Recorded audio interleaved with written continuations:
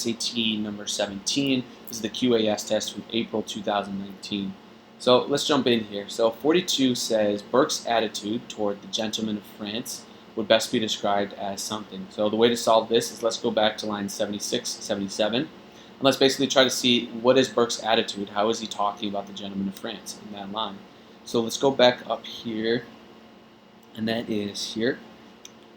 Not being illuminated with the light of which the gentlemen of France tell us they have got so abundantly a share, they acted under a strong impression of the ignorance and fallibility of mankind. So let's sort of understand what is going on here. So in the context, this is in the paragraph where Burke is mostly sort of praising the British Constitution. And here specifically he's talking about our ancestors, right? He's talking about our forefathers. And basically what he's saying is that the way they approached the Constitution was they didn't make too many changes to governance. And they were guided by this, a politic caution, a guarded circumspection, a moral rather than a complexional timidity, which basically means they were really humble and cautious in the way that they designed the government. The reason why was that they understood that human nature is fallible. They understand that human nature is ignorant. So they approached it cautious with a sense of humility.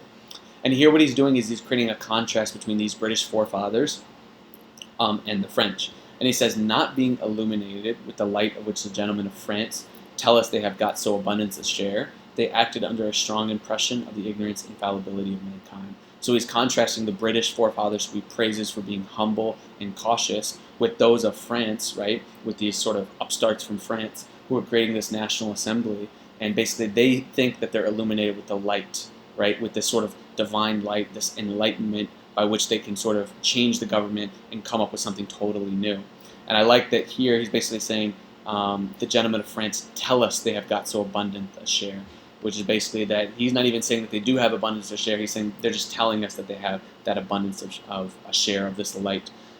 So really, honestly, he's just throwing shade at those in France right now by basically saying that they think they're illuminated with this light, with this new enlightenment, and he's saying, you know, basically our British forefathers who they didn't have this light, they had to rely on basically some basic human things, right? So he's being very critical of the French here, and more than critical, he's sort of he's got like a kind of like a snarky attitude towards them. So let's see if we can find an answer choice that will match that. So we go down here. A says that he has an attitude of scorn towards the gentlemen of France, and I think this is right. It's dismissive, it's negative, it's putting them down. I think this is a good answer choice here. B says sympathetic. That's not correct at all. He's not sympathetic to them. He doesn't have anything really good to say about them, so let's get rid of B. C says he's envious. He wants to be like them. No, that's definitely not the case. D says he's apprehensive or cautious or scared of them. Again, not really the case. He's more critical than anything, and only A, scornful, matches that. So we'll choose answer choice A as a correct answer for 42.